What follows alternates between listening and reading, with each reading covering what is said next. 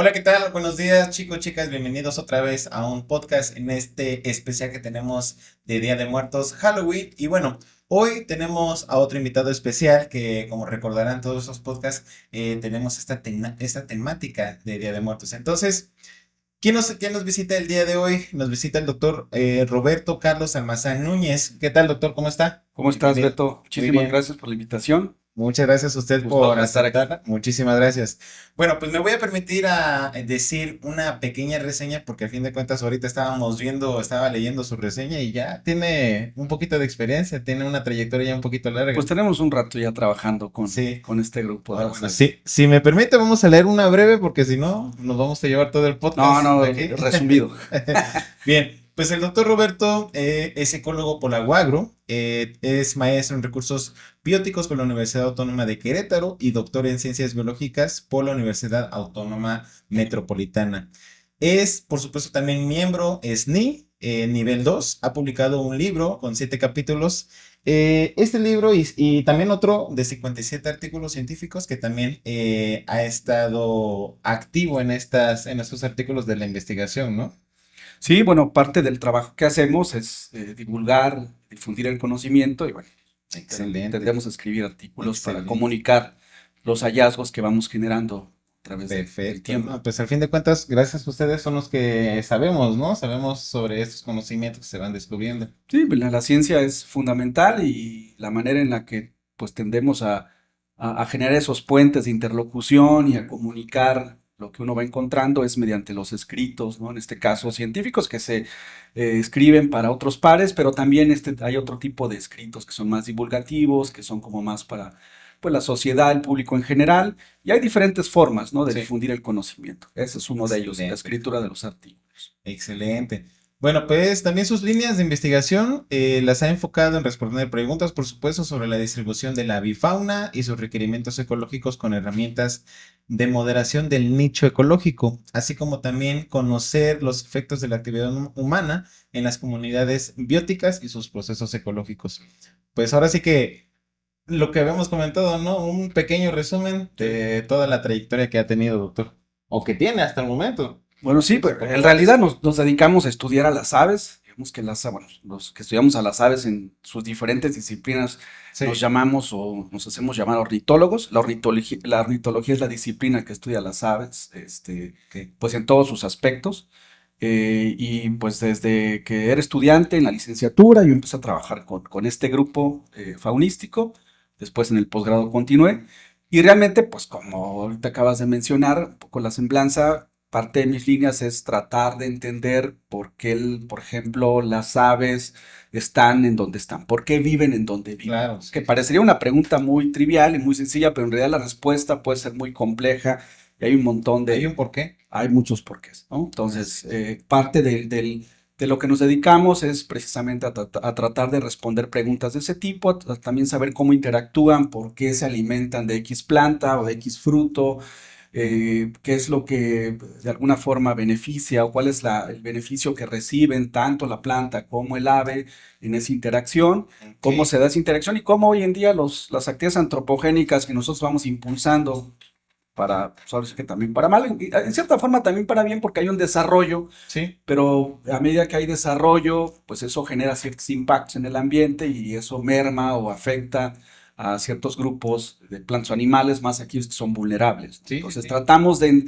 entender cómo esos procesos antropogénicos van afectando a las aves, sobre todo aquellas que son vulnerables, Ujú. que serían en este caso las que presentan distribuciones muy pequeñitas, que son las endémicas, y especies que tienen poblaciones muy bajas, ¿no? Muy Claro, pequeñas. así Entonces, es. es nuestro modelo de estudio. O sea, las aves es el modelo, el sistema, y sobre ese modelo tratamos de responder preguntas en ecología, en aspectos sobre su distribución, sobre el efecto de las actividades humanas, cómo responden, cómo están respondiendo las aves y cómo van a responder, por ejemplo, el caso del cambio climático, ¿no? Que es otra de las Sí, cosas sí, que sí. evaluamos también.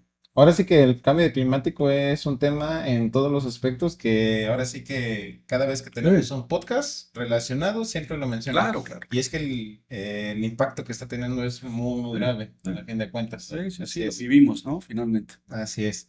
Bueno, pues doctor, ahora sí que en este especial de Día de Muertos, que por supuesto no es nada más como un podcast normal, porque es bien interesante lo que vamos a ver el día de hoy. Pues el tema de este podcast, que con el doctor aquí nos vamos a ilustrar de algunos mitos y algunos que son realmente realidad científicamente, pues el tema de hoy son alas nocturnas, mitos y realidades de los tecolotes, búhos y lechuzas.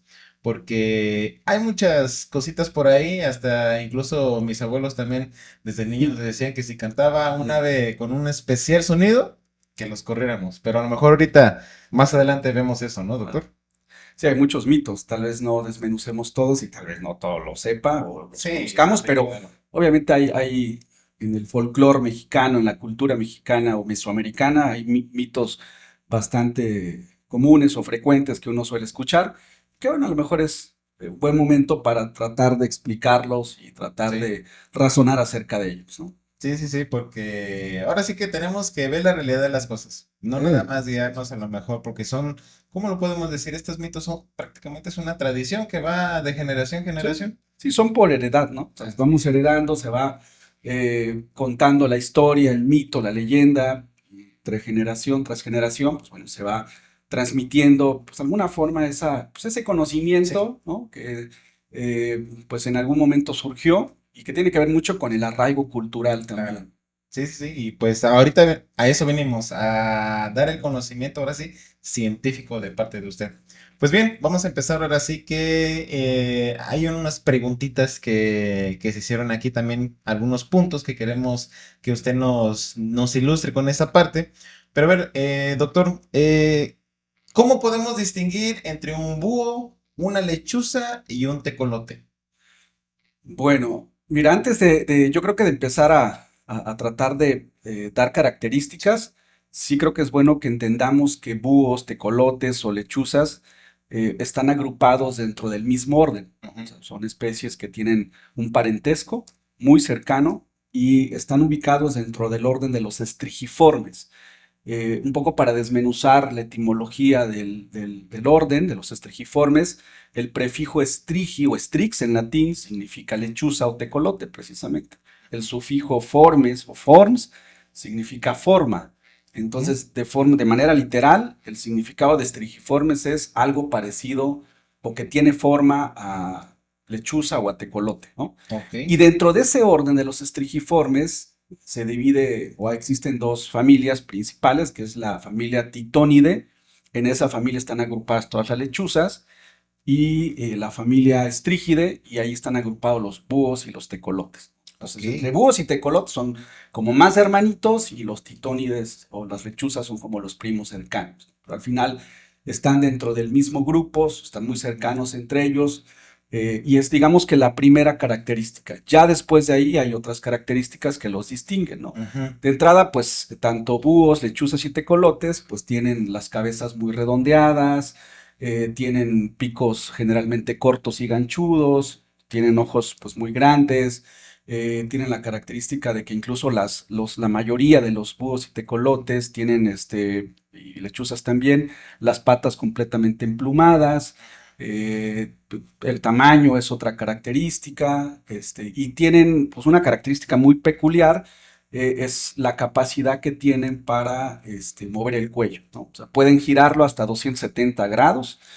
Ok. eso les da muchísima flexibilidad y eso digamos que es una respuesta, una adaptación que han tenido dado que a través de los años, de cientos de miles de años de evolución, bueno, de entrada los búhos y tecolotes y lechuzas tienen como ojos, los ojos son frontales y son fijos en las orbiculares, ¿no? O sea, no son tan movibles. Entonces, la capacidad que tienen para mover el cuello les permite un poco sustituir la limitante Compensar. de los ojos, ¿no? Sí, sí, Para sí. precisamente ubicar a las presas, son muy versátiles, muy flexibles con el Claro. cuello y aunque no entremos todavía en materia de los mitos, eso es una razón, ¿no? Esa capacidad de cómo pueden mover el cuello, o sea, casi le dan la vuelta completa. Digo, no se la dan, no son 360 grados, pero son Sí, sí, sí. 260, ¿no? Sí, ya es Entonces, muchísimo. muchísimo. Y eso usualmente es una atribución o es una característica, una cualidad que han desarrollado porque tienen un total de 14 vértebras cervicales.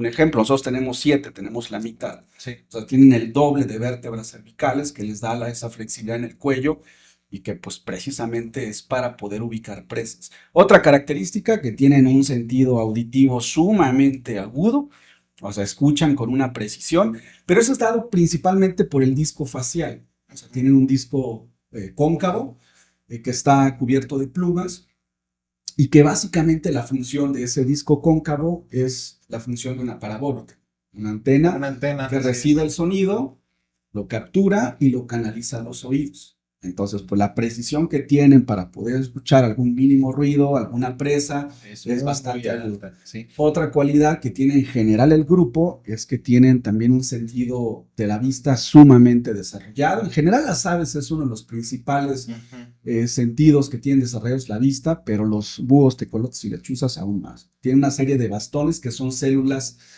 fotorreceptores que les permite ver en condiciones de oscuridad. Sí, pueden ver con mayor nitidez en la escala de grises, pues a las presas que tú y yo jamás veríamos, ¿no? Menos de noche. No, súper difícil. Si en la noche luego nos estamos tropezando, ¿no? Seguro, ¿no? Y ahí te das en el dedito gordo que suele doler mucho. Entonces, esa es una de las cualidades que tiene el grupo, que han desarrollado, ¿no? La vista, el oído, la capacidad para mover el cuello. Y hay otra característica. Pues en la noche, pues para ubicar a las presas, pues necesitan moverse y lo tienen que hacer con el menor ruido posible.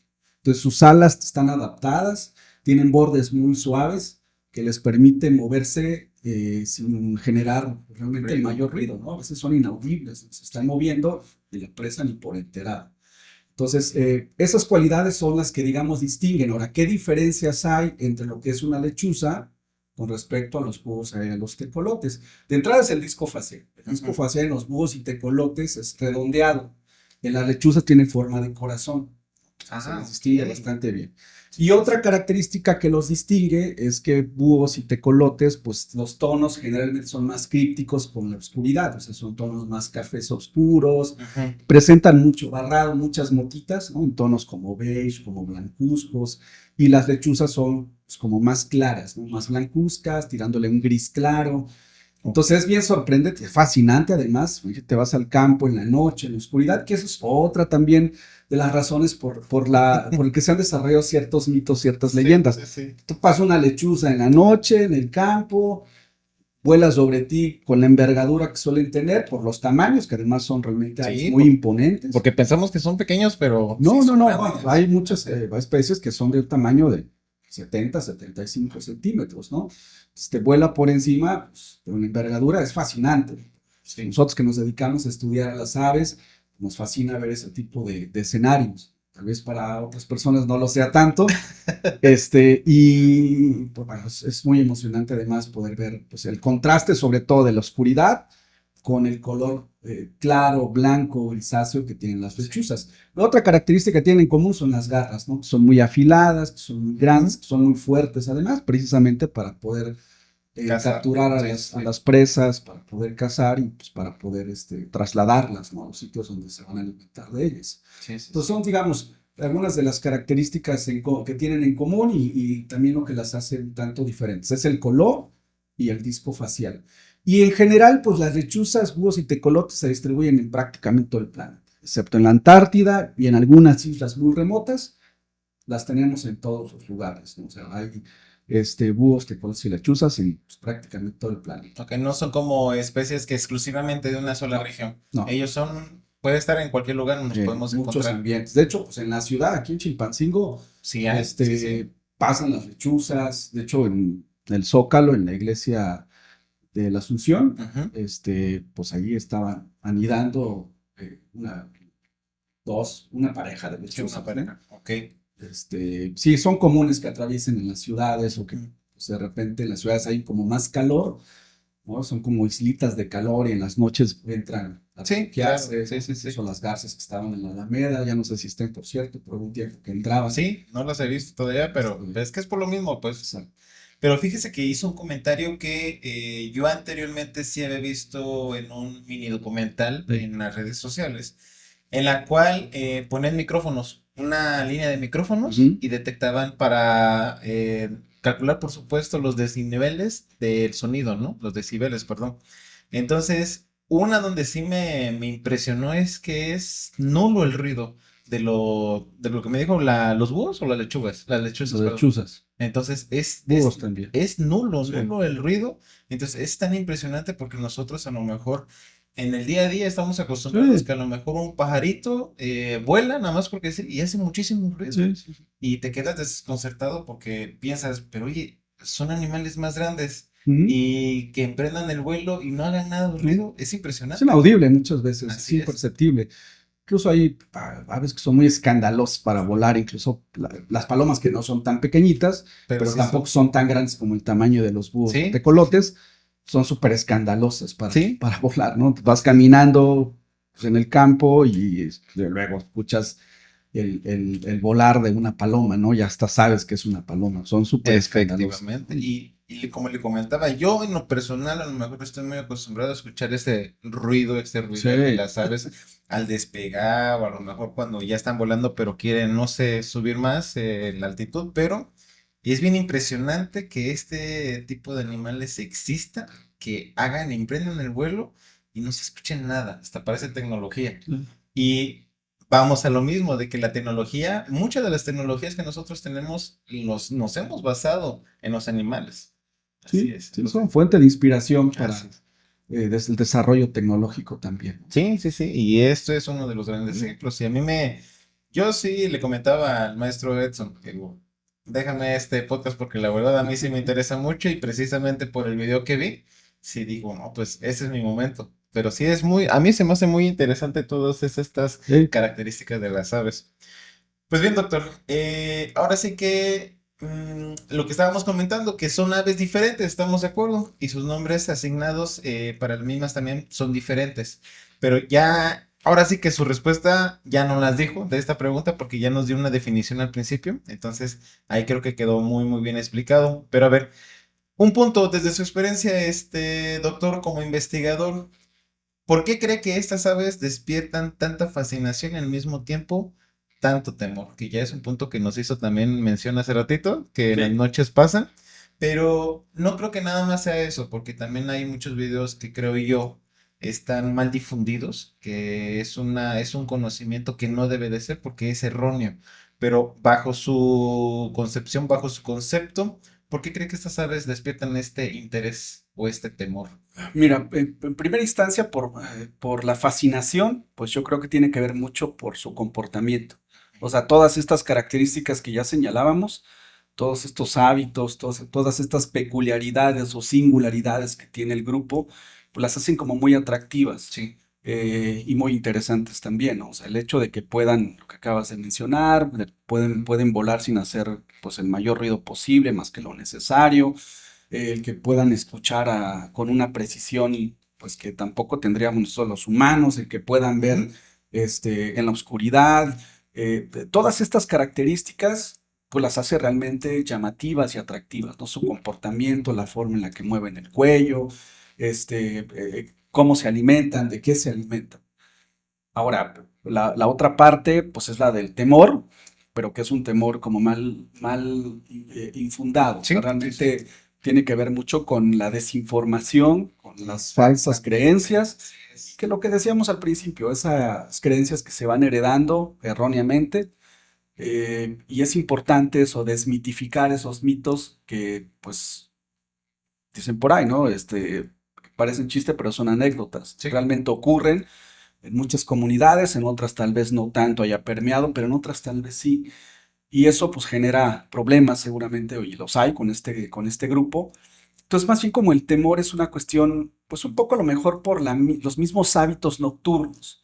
O sea, creo que lo tenemos claro que, y más con, hay que echar un vistazo a las películas hollywoodenses y todo lo que pasan de terror, pues es en la noche, ¿no? Y sí, sí, sí, normalmente asociamos el terror, asociamos como el temor más con la oscuridad. sí, sí, Y sí. el hecho de que sean especies que su principal actividad la lleven a cabo en la noche, pues eso genera también un cierto temor, ¿no? A lo mejor o se han despertado ciertas ideas y ciertas creencias dado pues, su comportamiento, pero pues que es totalmente ajeno a lo que realmente se difunde. O sea, es más la importancia que tienen es superlativa, pues, en comparación con la creencia que puede haber, ¿no? En torno a estas especies. Sí, porque también lo que comentábamos al principio, hay unas, yo pues los abuelitos, ¿no? Sí. Que una ocasión escuchamos, yo me acuerdo de niño y creo que fue la primera y desde ahí pues no se me ha quitado. ¿Por qué? Porque mis abuelitos que en paz descansen, pero nos decían, ¿saben qué? Métanse, ahorita voy a correr a ese animal porque el canto, y ahí va Sí. el mito, se supone que al cantar predecía o estaba como que anunciando, llamando a la muerte, porque cuando cantaba un ave de este tipo, yo quiero pensar que es el tecolote, o no sé, usted me lo dirá, eh, o alguien de la familia o alguien cercano donde está cantando Ujú. iba a fallecer. Entonces, Sí. esto vamos a comentarlo de una vez, pues lo que decíamos, ¿no? Toda esta información a lo mejor que no está científicamente comprobada, que no es real, que es un mito, pero sin embargo, se sigue transmitiendo de generación y generación Ujú. y me da mucha risa y al mismo tiempo como que sí me dio miedo por la cuestión de ser niño, pero que le empezaron a Sí. decir groserías. Y que si no le decías Sí. groserías, que no, y sí iba a pasar algo y se tenía que ir y que tenía que dejar de cantar este animal. Y ahí vienen el vocabulario bien folclórico, ¿no? Del mexicano por andar insultando al tecolote y a la Exactamente. lechuza para que se fuera. Así es. Sí, ese es, digamos que el mito más común, Sí, ¿no? Hay otros más, pero tal vez es el más recurrente que uno suele escuchar. Pero tiene una base, incluso ese mito, o sea, realmente es parte de la mitología, pues, mexica incluso, ¿no? O sea, realmente los aztecas eh, consideraban cuando escuchaban algún tecolote o alguna lechuza eh, que iba o era anuncio de un mal presagio, ¿no? así es, Porque así es. las asociaban con seres que eran enviados por dioses del inframundo, por ejemplo, ¿no? Con seres del más allá que traían mensajes y cuando cantaban, eso representaba o significaba que pues alguna familiar cercano o un miembro del clan iba a fallecer, ¿no? Sí. Porque era precisamente un mensaje del dios del inframundo. Ah, ok. Entonces, digamos que tiene una base también cultural. Sí. Y eso no solamente pasaba con los aztecas, sino también con los mayas, ¿no? En la mitología maya se sabe que las historias, las leyendas mitológicas o las mitologías señalan que, de hecho, los tecolotes, pues recibían el nombre, pues, en maya, a ver si lo digo bien, del Tunculunchu. Era el nombre asignado a los tecolotes. Todavía sí en algunas comunidades así los nombran. Entonces, en la historia o la mitología maya narra o cuenta que estos Tunculunchus pues eran concebidos en el reino de los pájaros como las aves que tenían la mayor sabiduría, que eran los consejeros de todo el reino de las aves, ¿no? Y no es un asunto, no es casualidad esto, porque pues, precisamente en la mitología griega, la diosa Atenea pues, representaba la sabiduría, la justicia, la prudencia, pues también era asociada con un búho, Ah, ¿no? sí, Sí. eso sí no lo sabía. A ver. Entonces, pues Sí, sí. digamos que es en la mitología griega. En la Sí. mitología maya, pues también se concebía de que los tunculunchus, que son los tecolotes, pues eran los que tenían la mayor sabiduría en el reino de los pájaros.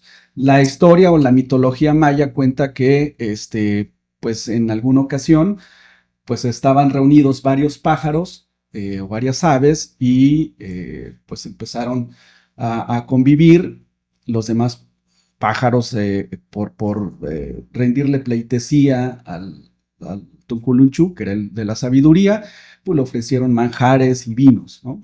Entonces hay una bebida yucateca, que para los mayas fue sagrada, el balché, que tiene cierto grado de alcohol. Entonces, la mitología cuenta que pues empezaron a tomar balché, el Tunculuchú se embriagó, igual los otros pájaros, y empezaron a reír y a hacer bromas entre ellos.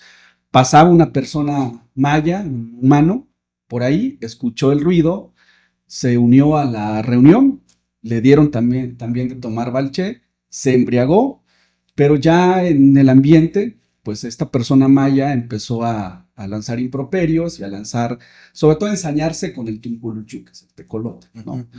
Este, pues esa sabiduría la perdió porque empezó a ridiculizarlo al punto tal de que pues, prácticamente todo lo que representaba, pues ahí se derrumbó, ¿no?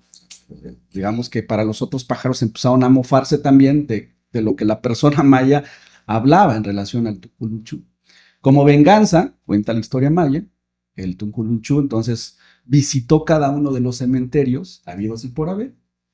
Entonces empezó a percibir y a desarrollar un sentido tan agudo de la muerte que cada vez que él, este Tunculunchú o este tecolote, olía, pues o sabía o presentía por el olor que alguien iba a morir, cantaba con mayor intensidad. Entonces digamos que de ahí viene un poco este dicho de cuando el tecolote canta, el indio muere, ¿no? Entonces, pues un poco de la mitología, obviamente son leyendas, son creencias, Sí.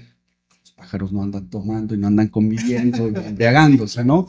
Entonces, es parte de esa mitología que pues, se fue heredando y hoy lo resumimos en esa famosa expresión de cuando el tecolote canta, el indio muere. En realidad, los cantos de las aves y en general, en específico de los tecolotes, pues son para otras cosas, ¿no? Son parte de su forma de comunicarse como lo estamos haciendo tú y yo en este momento. Claro. Realmente los cantos son pues para la selección de pareja, para marcar territorios, para alertar por la entrada de algún intruso, al hábitat, al sitio donde están ellos anidando, donde están alimentando, para alimentarse también se comunican, en fin, tienen otros fines, ¿no? Sí, No sí, es sí. realmente el de presagiar muerte, el de anunciar muerte, eso ya es más una historia, que se generó, que se creó, pero es más mitológico, es obviamente, es una creencia que se ha por tradición, se ha heredado, se ha expresado, pero que no es cierta, Claro. evidentemente, ¿no? O sea, podemos decir que, porque sí ha pasado de que ha ocurrido un fallecimiento, pero es más una coincidencia. Es Es una eso. coincidencia porque siempre es como que analizar un poquito más las cosas. Sí, No es que realmente, porque no, científicamente no, no, es eso lo de atraer pareja, todos los puntos que usted comentó, pero más sin embargo, que quede claro aquí porque digo, si pasa ese asunto, es es una coincidencia, mera coincidencia. Mira, es una coincidencia. trabajamos nosotros obviamente haciendo proyectos de investigación, pero también hacemos trabajo participativo comunitario, o sea, de repente hacemos talleres con la gente de las comunidades, eh, y en algunas comunidades que nos han dicho que pues identifican o tienen estigmatizada a los tecolotes con aves de mal agüero, sí les decimos precisamente eso. Miren, resulta que a lo mejor por la coincidencia que don Panchito, don Juanito, pues ya estaba también, ¿no? O sea, ya le Sí, tocaba, como nos va a tocar a todos nosotros en algún momento, ya le tocaba, pues se paró el tecolote, empezó a cantar y coincidió, ¿no? A lo mejor tal vez las personas que lo escucharon remotamente también escucharon el canto, sabían un poquito de esta creencia, dijeron, pues aquí la reforzamos, es cierto. Y se siguió seguramente heredando esa creencia, la mantuvieron firme, y dijeron, no, pues es que sí, se murió don Panchito, don Juanito, porque el tecolote que estaba en la copa del árbol se acercó a cantar y presagió su muerte. Y a lo mejor así ya le es. tocaba al Señor, ¿no? O Sí, sea, no es, pero no es un asunto que cantó, ya se murió. Y sí. no, eso es obviamente, como tú bien lo dijiste, realmente no hay ningún tipo de evidencia, no existe, es falso, rotundamente. El canto es para otras funciones, para que pues, ellos se comuniquen, para Así es. sus diferentes actividades, ¿no? Básicamente. Sí, y eso le digo, tiene que quedar claro porque ahora sí que en Chilpancingo se oye mucho, también donde mi familia que es de la Costa Chica también se oye muchísimo más, porque no sé, pero se escucha Oh, muchísimo más. Entonces sí que quede claro, digo, que esta parte sí simplemente es un mito. Y si sí llega a coincidir, es una mera es coincidencia. eso. Sí, Así no, no, es, si no es como claro. digas, oye doctor, oye, pero es que necesito saber por qué el tecolote cantó y no sé, mi familiar se me fue. Es que también el doctor también va a decir, fue una mera Sí, no. coincidencia, y digo, a lo mejor se le salió una risita, pero pues es que tiene que quedar claro esto. Sí, no, no hay ninguna, ni absolutamente ninguna relación entre el canto con la muerte de una Así persona. es. Ninguna relación. Pues bueno, esto creo que ya quedó clarísimo, pero a ver, otros mitos que ahora sí que está muy enfocado y no sé por qué a lo mejor.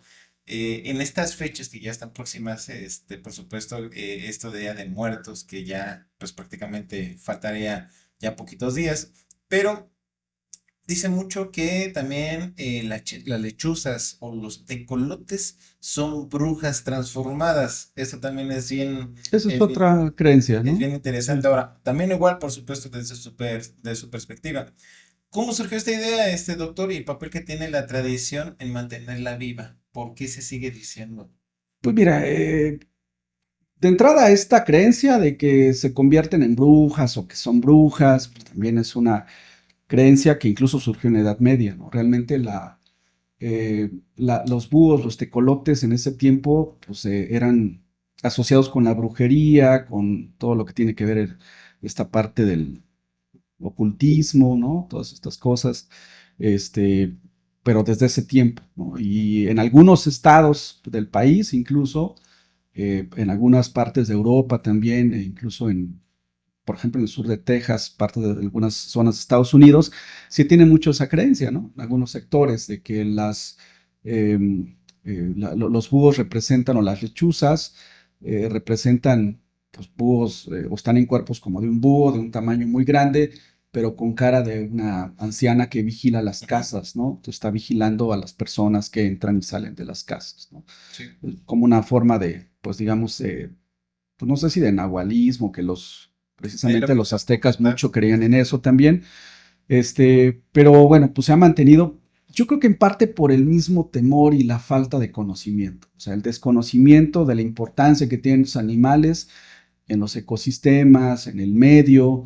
Esto genera que nos quedemos más con las historias malas, mal creadas, mal fundadas, que con realmente ¿Cuál es su la propósito, no? importancia que tienen en el ambiente, ¿no? Que es, obviamente, te decía hace un rato, si quisiéramos comparar, lo otro es una falta de conocer con Claro, sí, sí, sí. profundidad la importancia y de creer mitos o historias que no son ciertas. Y la parte de su importancia es que es fundamental, pues a veces se desconoce por Sí, completo, ¿no? Y yo creo que en buena parte tiene que ver también esto, pues decía hace un rato, por el mismo comportamiento. Generalmente los ojos de los tecolotes y búhos son muy grandes, muy son grande. frontales, la manera en cómo mueven la cabeza. Entonces, pues todas estas cuestiones se les ha asociado, ¿no? Y repito, pues con esta cuestión de la Edad Media y la brujería, que era, pues en ese entonces tenía un auge muy importante, Sí. se les empezó a asociar desde ahí con este tipo de asuntos como la brujería. De ahí que les piensan que son brujas o se convierten en brujas, como nahuales y cosas por el estilo. Pero no, no es así, o sea, es No, no. que ahora sí que también desafortunadamente a veces en las redes sociales nos encontramos videos que por supuesto son totalmente editados, totalmente hechos en computadora. Sí, no. Y yo me acuerdo perfectamente de uno en donde también es un grupo de amigos, un grupo de jóvenes que pues están acampando, ¿no? Y da la casualidad y sí fue casualidad que se encontraron con una pequeña ruina que había y parecía como una entrada. Entonces, ¿qué pasa? Encontraron no sé si sea bull, chuza o tecolote, que igual usted ya nos explicó cómo es la diferencia, pero pues estaba en el centro y solamente los estaba observando. Y de la nada, pues sale volando y pues se transforma, ¿no? Y precisamente a veces los hacen también estos videos que parecen reales. Y eso es la forma, yo creo que la forma equívoca de transmitir estos videos por las redes sociales, que son videos falsos. Entonces a lo mejor son películas, pero no nos creemos. Sí. No, y es posible encontrar en una cueva tecolotes o lechuzas, ¿no? Sí, Porque además entran a cazar, pero pues ellos van a comer, por ejemplo, sí. murciélagos, se alimentan mucho de los murciélagos. Pero de que nada más huele, te quede viendo y se Sí, transforme, no, no, bueno. pues no. O sea, sí estamos de acuerdo que sí los podemos encontrar. Sí, y fíjate que mucho tiene que ver hasta con, ya traes la idea como preconcebida, Ah, ya exacto, vienes como exacto, así es. premeditado, ya sabes, pues, los búhos y los tecolotes sí se convierten en brujas, iguales y se transforman. Y hasta sobredimensionamos los tamaños. Con miedo todo lo vemos en, en, De en, la en, peor forma. en la peor forma y en el doble del tamaño. O sea, por ejemplo, nos ha tocado que de repente en las comunidades dicen, no, pues es que era un animal, pues, un murciélago, un ave, un tecolote, que tenía como este tamaño, pero ese tamaño con miedo. Sí, Ya sin sí. miedo, pues realmente es mucho más pequeño, ¿no? Imagínate, pues, que realmente hay búhos que llegan a tener una envergadura de hasta 1,80, o sea, casi 2 metros. Ves en vuelo, que con miedo lo ves con una envergadura de 4 metros, ¿no? O sea, es una cosa, es un monstruo. Sí, sí, sí. Y no, o sea, ahí sí tiene que ver mucho con la idea que ya traes, ¿no? Y con el temor que tal vez eso te genere, y Sí. pues ves un animal y lo sobredimensionas todavía más de lo que Y más en la realmente es, noche, ¿no? ¿no? Que lo Y vemos más en la noche. es un plus. No, sí, le vas agregando cosas. Sí, así que, no, y qué bueno que ahora sí que estos podcasts precisamente son para eso, porque siempre venimos con esas ideas de que, y erróneas precisamente. Sí, Entonces, ese es el propósito de uno de los podcasts, que realmente demos a la luz lo que sí es cierto y lo que no, por supuesto. Pues bien, eso es una de las, que creo yo, de los temas, digo, me sale una risita porque a veces sí, pues es ilógico, ¿no? Pero pues seguimos creándolo. es que te decía, parece chiste, pero es Pero, anécdota. O sea, así realmente son es. cosas que pues, son muy frecuentes. Con el pasar de los años uno pensaría, y hoy podemos acceder o accesar a mucha información. Hay que saber elegir la información correcta, ¿no? O sea, que si podemos tener información de todo tipo hoy en día y acercarnos a cualquier fuente de información, y lo que queramos conocer lo podemos hacer, hay plataformas para hacerlo, pero Así está en uno realmente el documentarse adecuadamente. sí, porque esa es la ventaja, pero también hay desventajas de Sí, este acceso que tenemos a Internet, claro. de que hay información de todo aspecto. Entonces, yo considero y estoy en el mismo tono que usted en cuestión de que si tenemos una información, ¿por qué no mejor indagar un poquito más para ver si realmente es cierto o es erróneo lo que estamos diciendo? Entonces, ese también es un buen consejo que le decimos a todos los espectadores, que si hay a lo mejor se dice como es un mito, indágalo, investigalo, y si realmente a lo mejor hay una información real, pues a lo mejor ahora sí créelo, pero si no, pues Sí, entonces, debe tener cualquier información un sustento, ¿no? sí, También, así es. bueno, yo creo que la base para poder discernir y para poder distinguir entre lo que es real y no, pues es la fuente de información también y el Así es. sustento que hay, ¿no?, en torno a esa fuente de información. Exactamente, así es. Pues fíjese que ahorita, hace ratito ya me contestó algunas preguntas que teníamos preparadas para usted, pero la voy a hacer nada más como un comentario porque realmente sí existen estos registros históricos o estudios antropológicos que documenten cómo nacieron estos mitos en México o en otras partes del mundo. Y es lo que me comentaba, Ujú. ¿no? Sí, De los aztecas, de los mayas y de la parte en la antigua griega o Grecia. sí, pues Ah, sí, exactamente. la mitología griega, pues tenían en este caso a los búhos los asociaban con la sabiduría, ¿no? O la asociaban con la diosa Atenea, que era la diosa que representaba la prudencia, la justicia, la sabiduría. Entonces, digamos que no todo tampoco es una asociación con el mal o con cosas negativas, ¿no? Pues eso me Sí, parece que claro. pues es una forma de entender y de valorar mejor también a los animales o las plantas, ¿no? De asociarlas con sabiduría, con justicia. O sea, era otra forma tal vez de concebir el entorno, ¿no? Ujú. También. Entonces, sí, y hay registros antropológicos, obviamente, hay incluso a nivel como muy local estudios dentro del campo de la etnozoología, que tiene que ver con pues, una rama de la biología que se encarga de estudiar la relación entre los humanos y la fauna local. Y pues ahí se ha documentado incluso nombres diferentes o varios nombres que se le asignan a tecolotes, búhos y lechuzas Ujú. por las creencias o por el conocimiento que se tiene acerca de estos animales, y digamos que un poco por las creencias y lo que la gente pues piensa y asume que por el comportamiento que tienen les asignan ciertos nombres, también y por Sí, las creencias mismas, ¿no? O sea, sí hay muchos hay registros de ese muchísimos, tipo, sí. ¿no? No solo en México, también a nivel Eh, global, sí, obviamente. claro. Imagina que pues, los búhos y lechuzas y tecolotes, pues a nivel mundial son aproximadamente 220 especies. Están repartidas en varias partes del planeta, Son ¿no? muchas especies. 220. De esas 220 en México tenemos el 10% aproximadamente, como 20, 22 22, especies, ajá, ¿no? así es. 22 especies tenemos en el país. Y lo más interesante aún es que de esas 22 aproximadamente que hay en México, en Guerrero tenemos 17. O sea, tenemos pues, cerquita del 80% de búhos, lechuzas y tecolotes que hay en el país, Pues tenemos aquí en las Guerrero. tenemos en Guerrero, ¿no? Entonces Esta parte de la biodiversidad que tenemos en Guerrero, eso sí es. confirma todavía más, bueno, la importancia que tiene el Estado, que tiene las condiciones que hay en el Estado por el tipo de bosque, los climas, todos los factores que están dentro de la entidad, que promueven y facilitan la presencia de pues, muchísimas especies. Es un estado muy biodiverso, ¿no? Sí, sí, sí. Entonces, pues hay historias de todo tipo con esas 220 especies, creencias, pues que no solamente ocurren a nivel local o en México, sino en otras partes del planeta. Claro, sí, sí, sí. Y es que eso es bien interesante. Guerrero, dicen que no tiene nada, pero Guerrero es de los No, estados no, tenemos en muchísimo. Sí, no. biodiversidad más ricos Sí.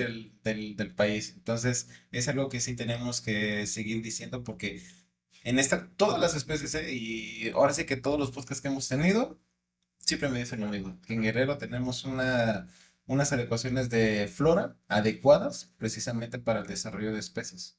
Y no son pocas. Sí, sí, no, bueno, la biodiversidad que hay en el estado es sumamente amplia en muchos grupos biológicos. Yo te hablo del que pues tengo más conocimiento, que son Claro. las aves. Sí, sí, sí. Y bueno, en las aves estamos entre los 5 estados del país con mayor riqueza biológica. Y obviamente, pues sí, también, al igual que como con los búhos, pues sí, y otros grupos, existen todavía lagunas de conocimiento, vacíos de conocimiento. Un ejemplo, por citarte nada más, expertos, por ejemplo, en estrigiformes, tecolotes, búhos y lechuzas en el país, pues no habrá más de 7, 8 expertos. O sea, imagínate toda la biodiversidad que hay en el país, pues en Guerrero, o sea, realmente son muy pocos especialistas trabajando Sí, con son este grupo, pocos, muy poquitos, o sea, pocos. sobran dedos de las dos manos para poder realmente contar a todos los expertos, especialistas, son muy poquitos. Y eso, bueno, genera que precisamente pues, tengamos ciertos vacíos de conocimiento y que Sí, pues sí, mucha sí. información no se esté también transmitiendo pues, adecuadamente a los diferentes sectores, ¿no? de la sociedad, del público en general. Fíjese que ese dato no me lo sabía, ¿eh? Sí son muy pocos y creo que aquí hay que hacer un énfasis, hay que destacar y por supuesto, perdón, decir a la sociedad que pues si no tienen a lo mejor, si les gusta un poquito las aves, pues que se Sí, especialicen, ¿no? sí, claro. Porque hay que nutrir un poquito más, hay que ser un poquito más de Sí. investigadores sobre esta área. Sí, bueno, de entrada que los chavos que todavía están en la indecisión, que estudian biología, una carrera afín, nosotros estamos en Sí, la carrera de biología, y bueno, pues ya dentro de la carrera, pues como parte de la especialidad que pueden tomar, pues están la fauna, en este caso el estudio de las aves, la sí, ornitología, ¿no? Sí, pero bueno, hay todavía muchísimos aspectos que se pueden abordar y cada vez con temas que van saliendo, lo que decíamos al principio, el cambio climático, cómo sí, van a responder los búhos y los tecolotes, más allá de creer en todas estas historias, pues debemos estarnos como preocupando y sobre todo ocupando sobre qué hacer para mantener a las poblaciones, para que no vayan disminuyendo y de alguna forma cumplan con su función, que es vital además para nosotros, sí. sus funciones. Y precisamente ahorita que tocó el tema, pues es de las preguntas que ahorita queremos abordar. Doctor, ahora sí que desde su punto de vista, por supuesto que ya hizo algunos comentarios, pero ¿qué función cumplen los búhos, los tecolotes y las lechuzas, perdón, en los ecosistemas? Pues bueno, es la parte interesante, ¿no? De todo esto, eh, o de las más interesantes. Realmente los búhos, tecolotes y lechuzas son súper importantes, son cruciales en los ecosistemas. Mira, si habría que asignarles un nombre alternativo, diríamos que son raticidas biológicos, ¿no? Controladores biológicos de plagas, particularmente ratas y Sí, ratones. Son controladores porque al final ratas y ratones tienen varios ciclos reproductivos al año, generalmente son camadas numerosas, y de no ser controlados sí representarían un problema grave en la economía y en la salud. En la economía porque pues muchas ratas y ratones o los roedores en general suelen alimentarse de muchos de los cultivos que son base de nuestra alimentación, sí. ¿no? Entonces ahí representaría un problema también económico. Y en la salud porque también son transmisores de enfermedades, ¿no? Transmiten ciertas enfermedades, con el desarrollo, con ser portadores de algunos virus que pueden también en algún momento Afectarnos, potenciar claro. las enfermedades y tener un efecto en la salud, pues, en la población humana. Entonces, nos dan ese servicio, este tipo de animales consumen tasas súper altas de ratas y ratones, disminuyen sus poblaciones. Un ejemplo, que las lechuzas llegan a consumir, o búhos, en promedio 4 ratas o ratones al día, o bueno, en la noche, ¿no? O sea, Claro, sí, sí. 4 diarios, por lo menos.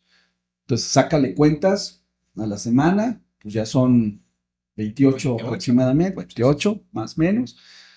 A los 365 días son alrededor de 1400 o un poco más de ratas o ratones. Imagínate. Un solo individuo. O sea, imagínate, entonces ahora multipliquemos por Sí, pues cierto todos número de los. individuos. Es realmente Sí. muy significativa la manera en la que están regulando las poblaciones de ratas y ratones, principalmente. Pues se alimentan de otras cosas, de otros animales, también se alimentan de lagartijas, se alimentan de otras aves, se alimentan de murciélagos, se alimentan de las culebras, pero como que de sus dietas principales son ratas y ratones, ¿no? Ahora, eso es de manera, digamos, normal, pero cuando están empollando o están alimentando a los pollos, pues este número Incrementa. incrementa 3 veces, ¿no? Por lo Tres menos hay veces. 3 veces. Llegan a comer para alimentar a pollos y alimentarse los padres hasta 12 ratas o ratones diarios. Entonces, sí es una forma de controlar biológicamente, que de no hacerlo, no tener esos controladores, sí nos representaría un problema en la economía, en la salud, muy, pero muy importante, ¿no? Entonces, nos cobran, digo, no nos cobran Claro, no, ese es totalmente servicio, ¿no? gratis. Y Sí. pues la manera en que creo que les podemos pagar, aunque no nos cobren, pues es cuidarlos, es mantenerlos, es valorarlos, es apreciarlos. Sí, pues ahora sí que tenemos todo el servicio. Imagínense si Sí, en esta actualidad nos quejamos de las ratas que hay en las casas, pero si no estuvieran estos controladores de ya plaga. ni los gatos salen corriendo. Y ahora, antes eran los gatos los que realmente controlaban en las casas a los. Pero Ahora sí, ahora hasta ahora también no. los gatos ya les andan huyendo las ratas, entonces, no, y fíjese que sí es bien interesante eso. Sí sabía que comía, pero no la cantidad. Entonces sí es bien, bien interesante cuánto comen y más en la parte de cuando tienen las crías, ¿no? Sí, sí, sí, están empollando, están alimentando a los pollos, tienen que triplicar el conseguir y el capturar el alimento. Sí es mucho alimento, sí es Muchísimo. muchísimo. Pues bien, otra de la parte de la realidad científica que tenemos en esta parte, ¿qué adaptaciones tienen esos animales para poder cazar en la noche con tanta precisión? Que ya lo habíamos comentado, pero igual hacemos esa pregunta. Pues como resumen de lo que ya hemos comentado, bueno, en de entrada lo que decíamos de la habilidad que tienen para flexibilizar el cuello, que es un producto de las vértebras cervicales que tienen, son 14, pues tenemos la mitad, y que pueden movilizar muy fácilmente el cuello en diferentes Mm. posiciones para ubicar a las presas, este, pues en el espacio, ¿no? Tener la ubicación precisa, el sentido auditivo es otro de ellos, por lo que decíamos también del disco cóncavo que tienen, que reciben el Captación del sonido ruido. y lo transmite, ese sonido se canaliza a los oídos con precisión. El sentido de la vista que está súper dotado, súper desarrollado por las células que son los llamados bastones, que son células fotorreceptoras que les permite poder ver aún en la oscuridad con mayor nitidez de lo que nosotros veríamos. Y pues lo del vuelo, ¿no? Que también es importante, no hacen ruido o es mínimo el ruido que hacen por el tipo de alas que tienen, que son con bordes muy suaves, y entre pues muchas otras características, ¿no? El hecho de que pues, tengan pues, también garras muy afiladas, pues las hace como depredadores tope y depredadores por excelencia. Sí, parece que están bien, bien diseñadas. Bien diseñados, exactamente, bien diseñados. Doctor, pues, a ver, ¿usted qué podría compartirnos algún dato curioso sobre el comportamiento y biología que ayude a desmontar todos estos mitos? ¿En qué nos puede ayudar o aportar? Bueno, a lo mejor para desmontar un poco más los mitos, además de estas características que ya hemos mencionado, que no todos los búhos o tecolotes son nocturnos. Hay algunos que cazan de día. O sea, normalmente pensamos y asociamos que el ¿Pero son, tecolote. son pocos o son más que Sí, la diurnos? mayoría su actividad es nocturna, Ah, ok. pero hay algunos que pueden hacer, también suelen ser más activos en el día, ¿no? Son más diurnos. Sí. cazan entonces en el día, incluso algunas que nosotros pensamos que realmente eran más nocturnas, las hemos visto también de forma más frecuente en el día. Sí, sí, sí. Y digamos que es pues otra de las características un poco para desmontar esta cuestión mitológica, ¿no? Que no todos son nocturnos. ¿Alguna otra característica? Pues que tiene que ver otra eh, razón para poder desmontar, es la manera en cómo anidan, por ejemplo. No todos desarrollan o diseñan nidos, la gran mayoría de búhos y tecolotes utilizan las oquedades, los huecos que realizan otros animales, particularmente algunas otras especies de aves, los carpinteros, por ejemplo, que se consideran como ingenieros ecosistémicos, porque ellos son los que van Creando, ¿no? configurando y Sí. creando las condiciones del hábitat o la condición micro que pues, requieren otras especies para poder anidar, por ejemplo, para poder refugiarse. Y los tecolotes, búhos y lechuzas, muchos de ellos son como oportunistas en estas oquedades. Entonces ven el espacio y ahí se refugian. Pues, como que no realizan como tal nidos, ahí en las oquedades se resguardan también. Y bueno, las otras características creo que ya Sí, sí, las sí. hemos mencionado. Eso no sabía, ¿eh? Lo de lo que son como no crean el nido, por decirlo así, ¿no? La Simplemente mayoría, son. sí, utilizan las oquedades. Ahora, esto es bien importante porque al final, al ser aves que utilizan, sobre todo, anidan normalmente en árboles altos, en oquedades, ahí se refugian. Eh, la pérdida de hábitat es otro factor. O sea, si se desmonta el bosque, pues pierden el sitio de refugio Sí, sí, sí. o su sitio de anidación, pues prácticamente lo están perdiendo, ¿no? Y están derrumbando esos árboles que tienen las oquedades y que tienen las condiciones que necesitan para poderse refugiar o para poder anidar cuando están en la crianza de pollos, ¿no? Entonces, la cuestión de la tala es es un otro impacto. es otro. O sea, si sumamos el factor eh, pues de las falsas creencias que incluso sacrifican, tú le decías al principio, ¿no? Que lanzabas improperios, o te decían, ah, pues insúltalos. Bueno, digamos que eso es pecata minuta en todo caso, ¿no? Lo más grave es cuando ya los sacrifican, que ya los matan, salen con la escopeta o no sé, o el resorte, la resortera, que con una piedra donde le pegues seguro vas a derribar al animalito. Este, todo ese tipo de factores en suma con la pérdida del hábitat realmente afectan, merman las poblaciones de tecolotes, búhos y lechuzas, ¿no? Y hay muchas especies que están en esa situación de riesgo, producto de estas, Las pues, talas estas ilegales. actividades, ¿no? Sí, sí, sí. Humanas y creencias falsas. Ok, eso también es bien interesante y qué bueno que lo dice, pues para que nosotros también cuando veamos eso, pues a lo mejor, por supuesto, la primera cosa es no hacer nada, en cuestión de querer a lo mejor ser curiosos, ir a tocar algo, pero si está en nuestras manos, a lo mejor defender ese árbol donde ya hay ¿cómo le pones ese nido? Bueno, Se es un puede, ¿no? sitio de refugio. Así es. Ujú. Pues ahora sí que tenemos ese punto bien importante que hacer como una tarea. Sí, sí. Así es. Pues bueno, Doc, ahora sí que, pues esto es bien interesante de cómo tenemos que desmontar todos estos mitos que nosotros tenemos. Ahora ya prácticamente para acabar, cómo podemos nosotros difundir científicamente o contribuir a cambiar la percepción negativa hacia estas aves, Doc? Mira, este espacio es uno de ellos, ¿no? Esa es Claro, una sí, manera sí, para sí. precisamente ir difundiendo o ir transmitiendo la información lo más correctamente posible y pues ir tratando de desmitificar, ¿no? Cada quien desde su trinchera me parece que lo podemos hacer. O sea, nosotros, por ejemplo, el sector académico o investigativo, pues podemos difundir, lo hacemos en la medida de lo posible, en las comunidades, en algún escrito de divulgación, en alguna charla, en un foro, en un espacio como este, que son de muchísima ayuda y con un alcance pues mucho mayor que otros medios, me parece que esa es una forma, pero cada quien lo puede hacer pues a escala a lo mejor como más local, con tus familiares, con tus conocidos, con tu comunidad, ¿no?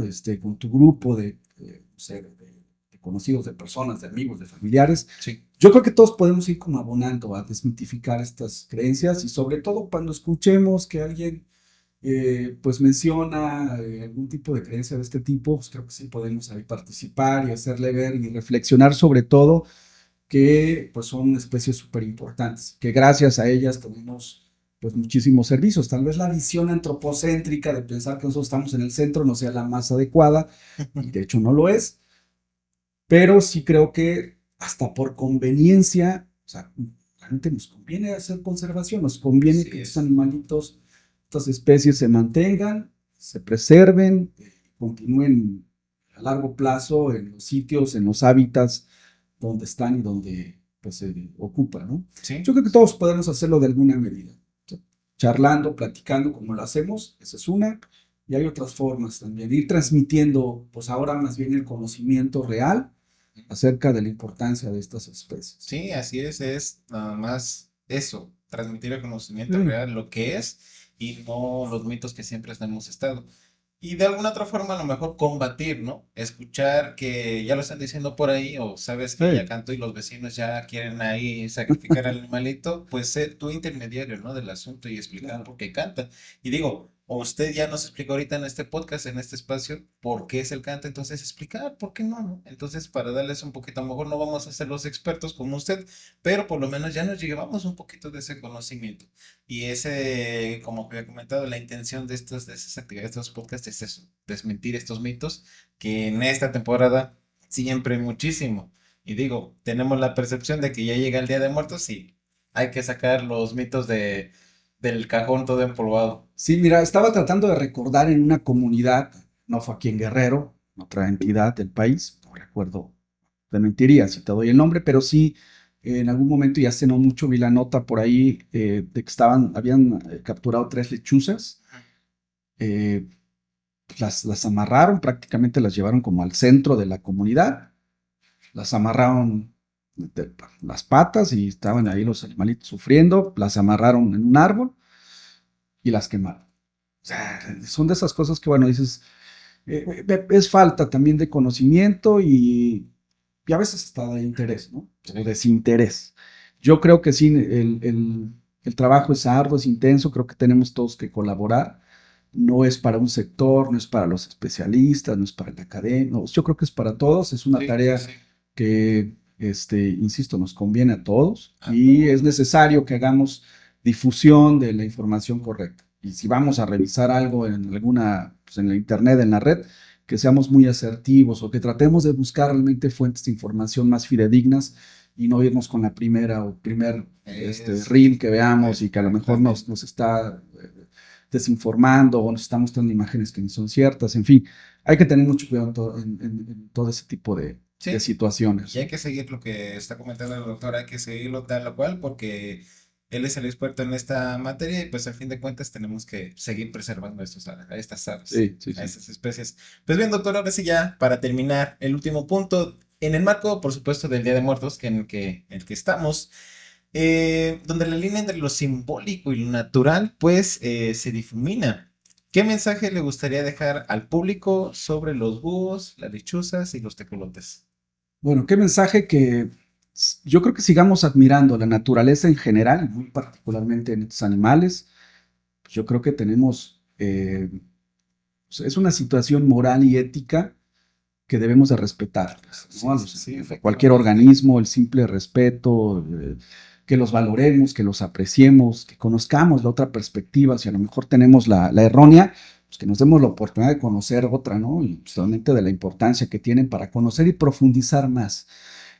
Yo creo que ese sería como el principal mensaje, o sea, valorar, conocer, conservar, cuidar, admirar, respetar.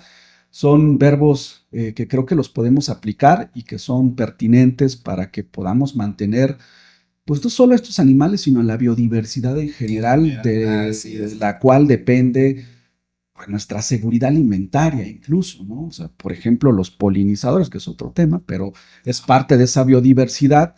Si no los mantenemos, si no los conservamos, pues nuestra seguridad alimentaria está en riesgo. O sea, te digo, hasta por conveniencia, por simple y llana conveniencia, pues es mejor estar del lado del respeto, admiración y conservación de estos organismos, ¿no? Y la cuestión de la salud, que ya decíamos que también, que eso merma, ¿no? La dinámica, lo que hay en los ecosistemas y vamos desapareciendo. O sea, todo está en un ecosistema debidamente concatenado, relacionado. Entonces, movemos una pieza, pues eso se desajusta. Claro. Eso trae consecuencias en las alteraciones de los hábitats, que repercute pues, finalmente también hasta en nosotros. Entonces yo creo que sí, el mensaje sería ese, el respeto, la admiración.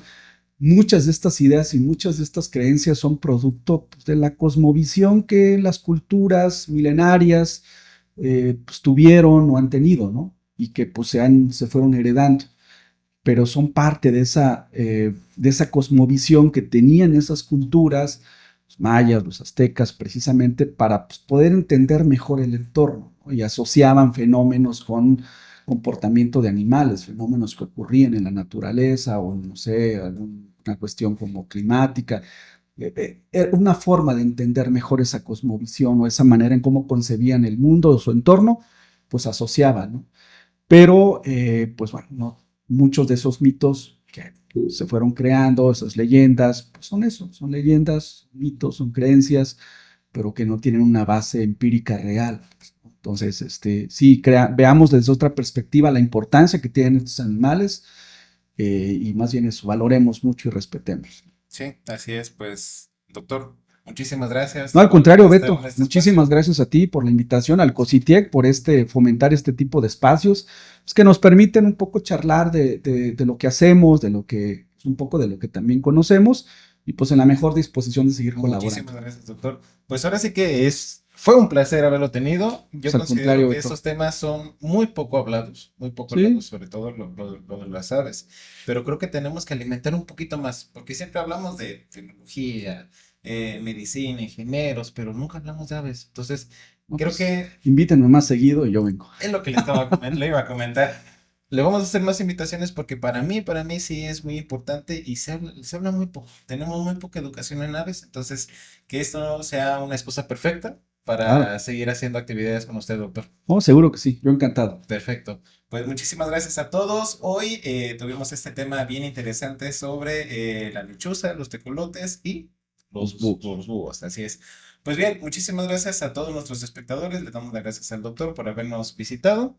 Y pues nos Gracias. vemos en el siguiente capítulo de este especial de Día de Muertos de Podcast 4.0. Muchas gracias y hasta luego.